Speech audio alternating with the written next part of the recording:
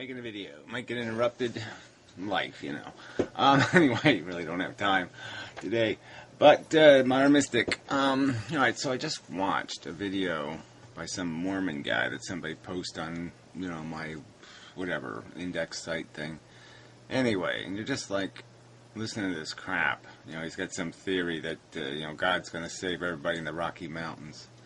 And you're just like, how can he be talking this crap like he actually believes it? I mean, he thinks this is the reality, and it's just, you know, you're just trying to. How do people go there? How do they get there? What staircase did they possibly climb? What platform could they be standing on that they can't see how ludicrous it is? You know, it's nonsensical. If a human being did something that's stupid, like had a you know, if they were working in a laboratory and somebody was going to decide we're going to kill 90% of the rats, and they just said, well, just kill the ones who aren't in quadrant 7A. You know, just some arbitrarily stupid way to decide what rats live and which ones die. I mean, it would just be like, well, why would you do that? That's dumb. Why don't you just, you know, why don't we kill the ones with diseases, or the unhealthy ones, or, you know, let's use some kind of rational standard.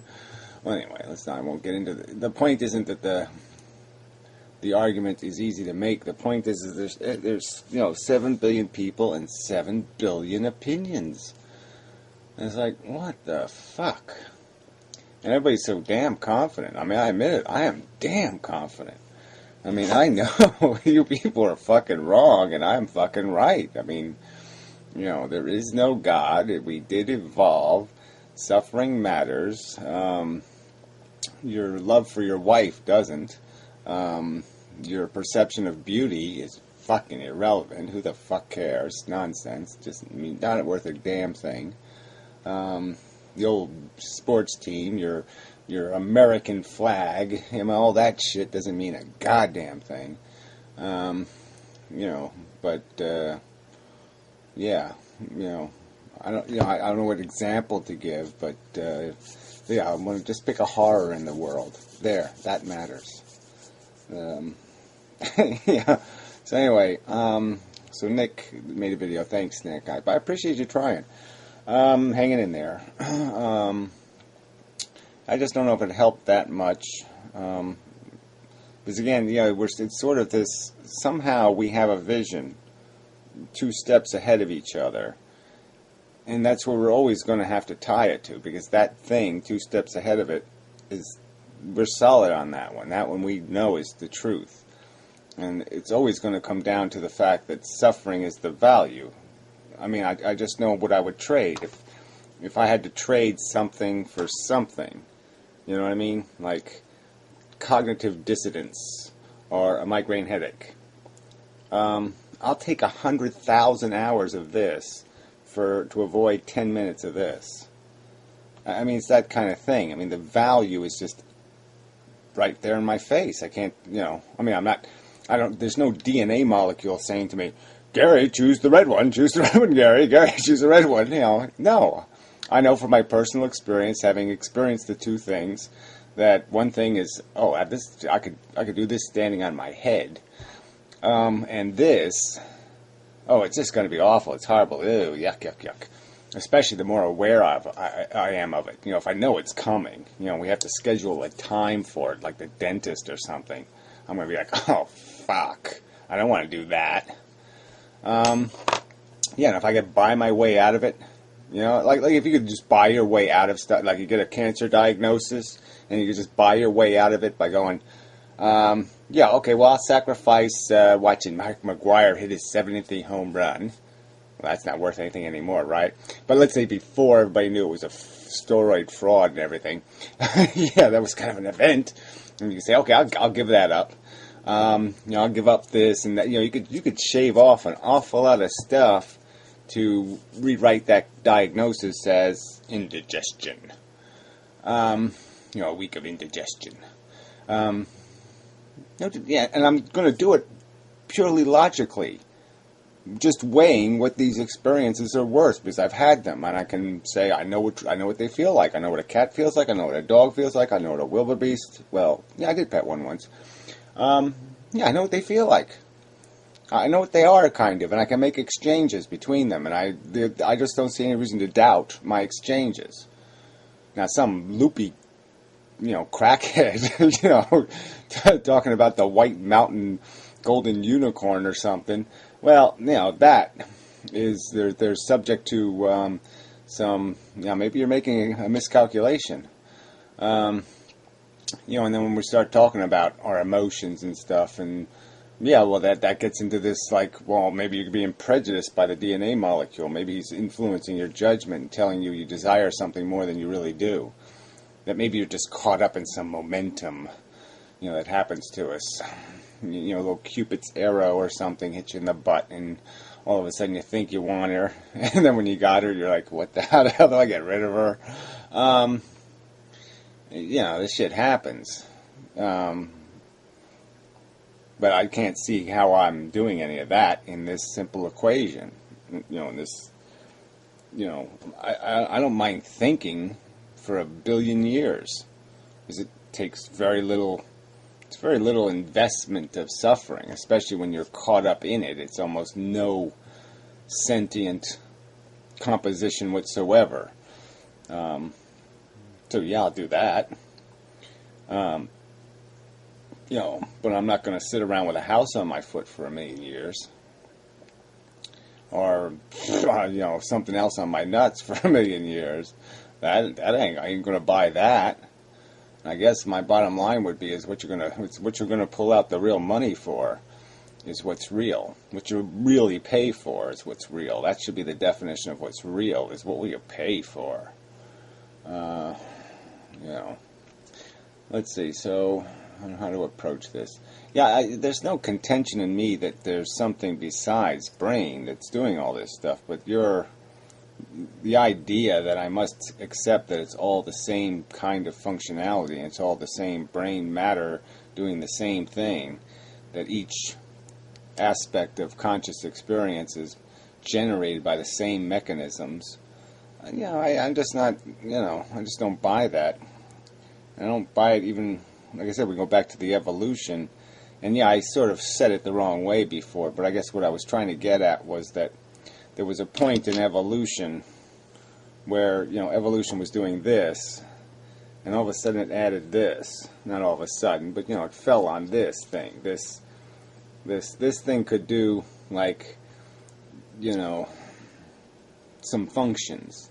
It could suck in stuff, it could fart out stuff, it could do some functions. It could go whoosh, whoosh, whoosh, whoosh and swim a little bit, or it could do some other little function, but it just couldn't do too much. And then when it added this little thing here, this extra thing, that grew out of it, because something deformed in this cap turned into this. And this little thing here, though, it had this new function where it created an environment for this thing. So now this thing wasn't swimming in the world. It was swimming in the world created by this thing. So maybe I need a better way to analogize this. I need something. I need visual aids. Alright, so now this got covered with this. Alright, so now this stuff create a world that this is in. This thing is still in a world that's being created by this thing. And this world had this sensation thing in it. And then the next level of evolution, it had another layer, and we call that maybe emotions.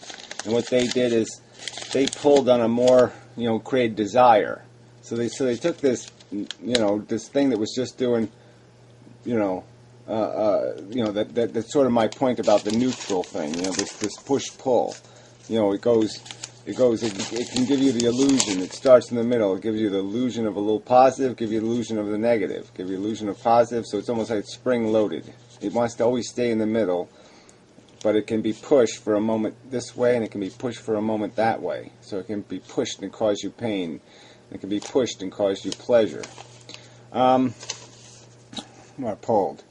Or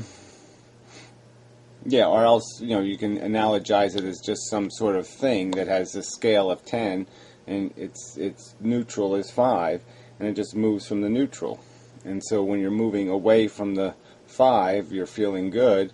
When you're moving anywhere the other direction, you're feeling worse. Alright, well anyway, it doesn't matter. So anyway, but the brain is basically these layers. This is, you know, that's sort of want to get to the evolution part, that you don't really like those videos, but it's these layers of perception. So that the kernel's here still, this thing that we'd start off with, a little clam or something. Alright, and you add this idea that it can feel. So that's a new world it's living in, you know, where it's feeling now it's getting ouched around the world. And then you do this emotion thing, and now you can change the ouch into a, ooh, that's desirous, ooh, that's repulsive. And then you add this next layer, ooh, that does this, you know, more complex, like I remember, that is good, and I've learned that this is bad. And so now it's being manipulated through 4 different layers have now been created. So reality is now 4 layers deep in brain nonsense. And so we don't even, you know, the subtlety of the movement now, where this first layer could just do 1 to 10 kind of movements, a really rough scale, almost like the difference between like Celsius and Fahrenheit, right? So Celsius only, you know, is for every 2 degrees it does 1 degree. Well, now with a new layer, it's doing, you know, Fahrenheit. It's doing twice as many degrees. And then with another layer, it's doing 1,000 degrees. And then with another layer, it's doing 100,000 degrees of movement. Because now just a, you know, a little, it moves through the layers, and the movement is now just so subtle and tiny. So another way to explain it in terms of a physics that would make it understandable, that that's where all the nuance came from. That's where all the, you know, the ambiguity of it came from. Is because now we're in between the degrees that the thing was originally meant to function at. The switch isn't going all the way on or all the way off. These lots of metaphors. But anyway, my point is this feeling thing, this attachment, this first layer is different than these other layers. Each one of these layers, okay, they're made out of the same stuff, but they created a completely new world that the thing inside is living in. Yeah. So that would be sort of a response of some kind. But like I said, I don't think you like going there. But you know, this other guy's arguing. He used the same words you used in your video. I mean, it either all means something or it all doesn't mean something. And I'm like, well, what that doesn't. Why? Why is that a rule somewhere? He's also doing this Yin Yang shit, which is just complete shit to me. There's no Yin Yang is a fucking religion. You know, there's in physics, there's opposite and equal reaction. You know, in terms of energy conservation. You can't say that everything is like that just because that's that. Like that, everything, you're going to metaphor to everything? I mean, it's going too far with metaphor. There's no obligation for there to be some compensation or purpose or meaning or accomplishment or any of these things. It's a material process, and one tiny element of the universe is doing this stupid, fucktarded, bizarre, oh, let's replicate a molecule for no good reason, over and over and over and over and over again. And let's do it in a way where it's broken, and it keeps a DNA record of its brokenness. So the DNA, the chromosomes are evolving. Again, this is it's a kind of a key perceptual difference for people to understand, is that we're not evolving. A piece of chemistry evolves first. Everything good that changes about you isn't a change in you. It's a change in that chemistry first. The chemistry does the changing. And that's a huge perceptual difference in terms of function. So I guess what I was getting to with the evolution thing and my misstatement was that it wasn't so much about the first brain. It was about the first brain with sensation, and that was the starting point I was going from, and that there wouldn't be any opportunity for this layering structure to work if it didn't create this. Look, you said it in your video, just as you say that I almost said it in my video. Well, you almost said it in your video, when you said the louder megaphone. Well, what makes the megaphone louder? What makes it a megaphone we can't just perceptually change? I can destroy any desire in my head pretty simply by just making a counter argument. It can be done very easily. I can turn anything into an ugly old hag anytime I want to, perceptually. In terms of if I want to control what I'm feeling, if I want to control my guilt, if I feel guilty, I can write a story that completely undoes it. I can rationalize my way out of it. I can't rationalize my way out of a brain tumor or a testicle tumor. I can't just write a rational bit of crap and there go, I'm liberated, I'm free of it. But every other feeling, emotional feeling, I can rationalize them away in a minute. I need more ego, I can write myself more ego. I need more horny, I can write myself more horny. I can do it, no problem. But I can't undo nut and a vice. Just can't do it. There's no, so right there, they're different.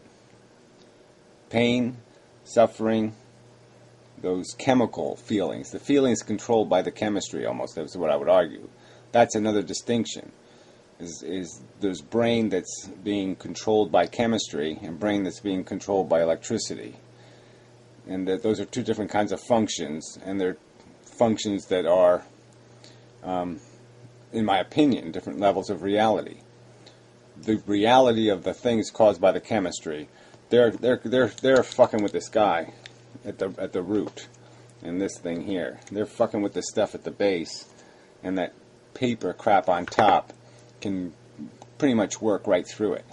I mean, the chemistry isn't going to destroy my capacity to think. It'll make it more difficult.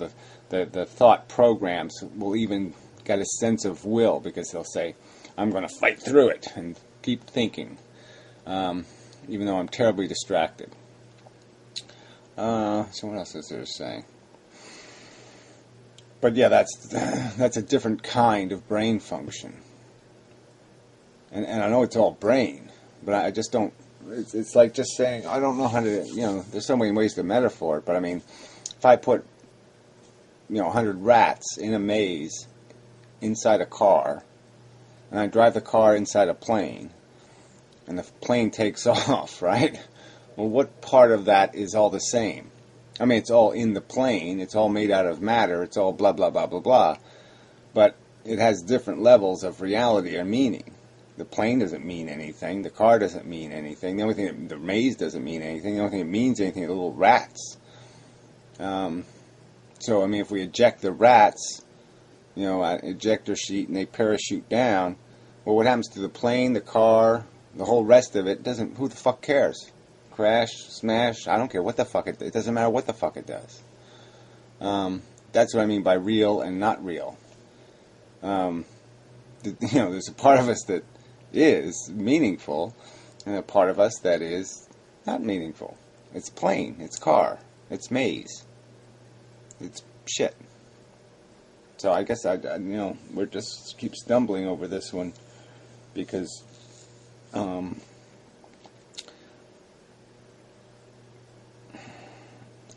think you want to turn. Okay, that's unfair. I think you're seeing. It's hard to. I'm going to say advantage. No. My brain is finding whys. Like, why are you broken? Whys instead of whys, like, why are you there? Not like, why are you trying to get there? So my brain is having a hard time because it keeps saying, well, the only way you can go to a wacky place is on purpose. Because it's wacky. You know what I'm saying? I mean, I have to come up with some reason why you're hiding behind the tree because it's just obvious you're hiding behind the tree. That's what my brain is saying. I mean, you don't get behind the tree unless you're hiding behind the tree. You know, or something like that. I mean, you know, you don't have a 9-inch knife in your hand in this position. You know, I mean, it lends itself to an obvious conclusion, okay? And the conclusion is not going to be, I don't know, you're fishing. Let's see. Where do I go?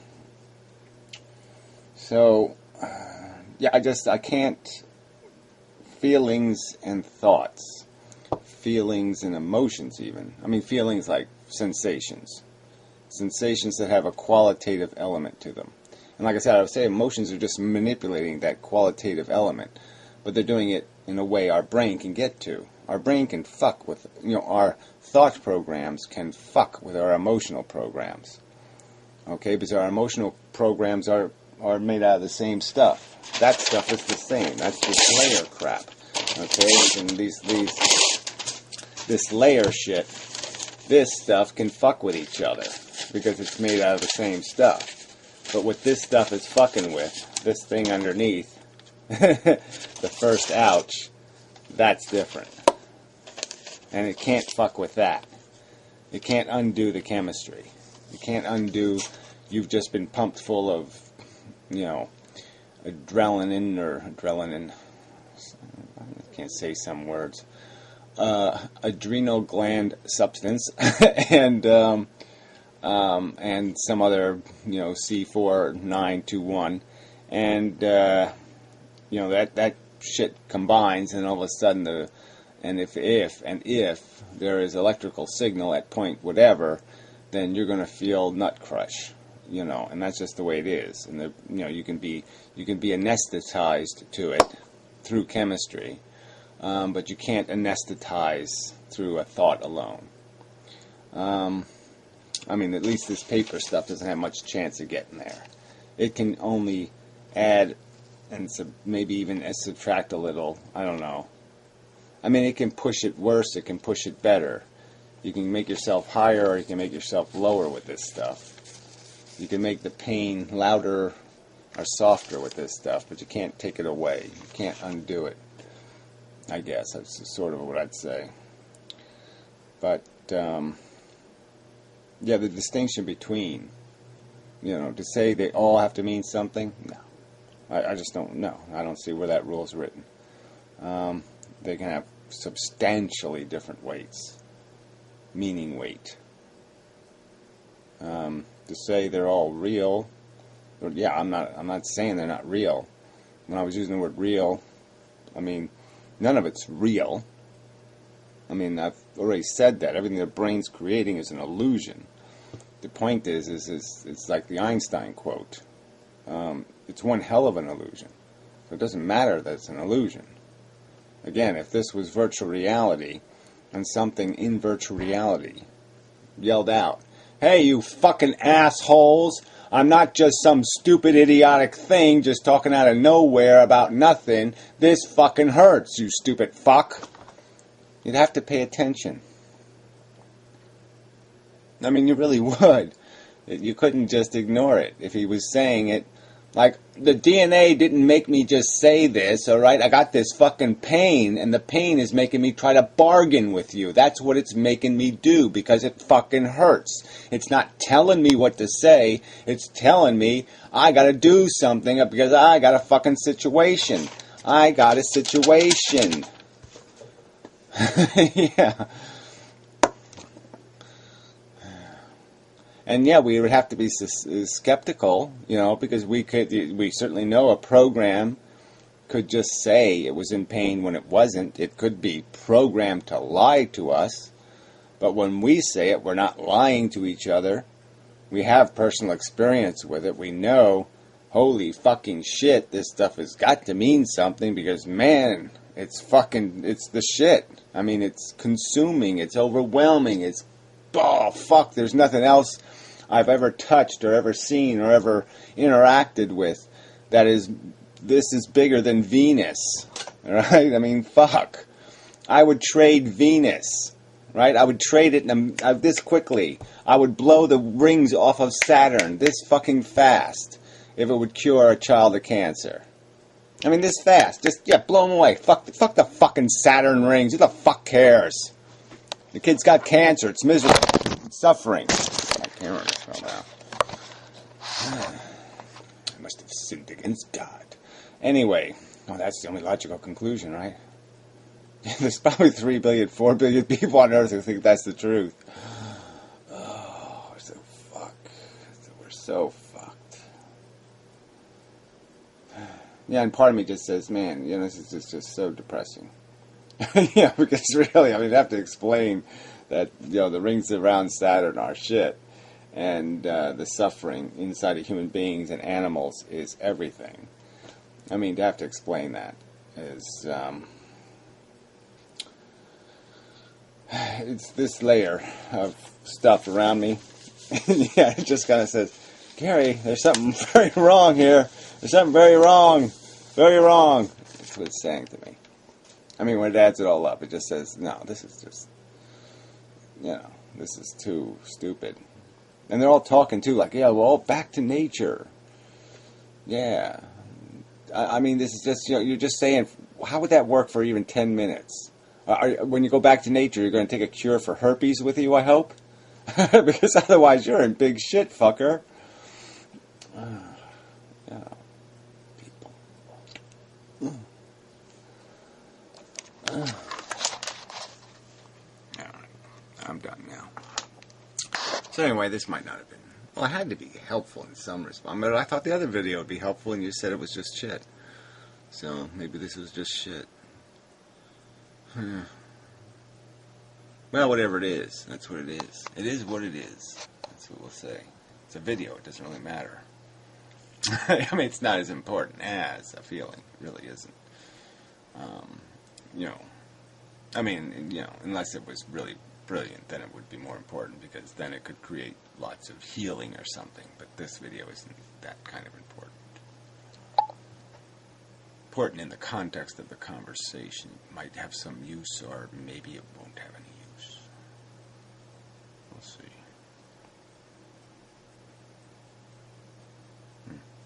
Yeah, I was just imagining turning a video into a poker and jabbing it in that Quinta guy's neck. Yeah. Oh, it's so annoying. Oh, I hate these Yin Yang people. These happily ever after Looney Tunes. Jesus. Just make some shit up. Everything's gonna be alright.